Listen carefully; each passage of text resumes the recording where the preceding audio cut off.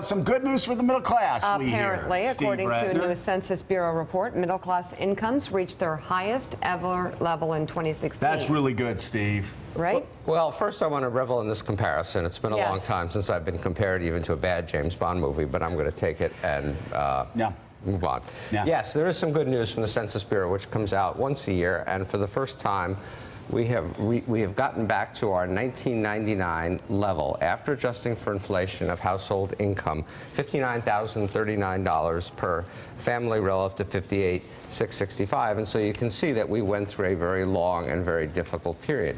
Now, you may ask yourself, where does this leave the angry Trump voter if things are actually going so well? Let me give you one other statistic.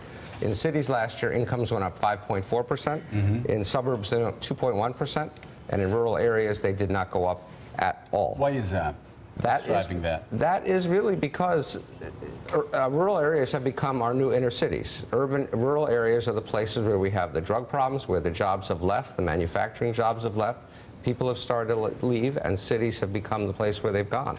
But let's take a look at another reason why the angry Trump voter has not disappeared completely, which is that you still have just as much income inequality as you have before. And this goes back to 1999, when we hit that last previous peak. And so you can see that for people below the median, in the 10th, 20th, 40th percentile, you are still down 5–10% in real income from where you were before, while the top 10% is still way up here. Within this, it's interesting that Hispanics and Asians have done a lot better, whites have done a little better, and blacks have lost some ground. And then lastly, let's talk about women. So women have actually had a really good couple of years, and they have hit over 80% gender parity after a long period of really not doing much of anything. They've hit gender parity with men at about 81 cents on the dollar. And this is not a perfect story, because men's income actually declined slightly in 2016. Right. Women's income went up a bit in 2016. And so the gap is now 51,600 roughly for men, 41,500 for women.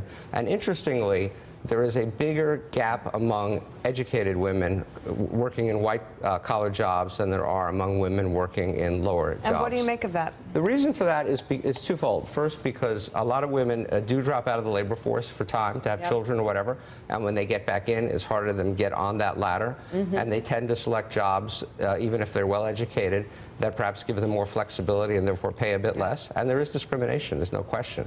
But at the bottom, if you're a McDonald's worker, you're going to get your $15 an hour, and it's going to be basically the same thing. Fascinating. All right. So that is the update. So, thanks for checking out MSNBC on YouTube, and make sure you subscribe to stay up to date on the day's biggest stories. And you can click on any of the videos around us to watch more from Morning Joe and MSNBC. Thanks so much for watching.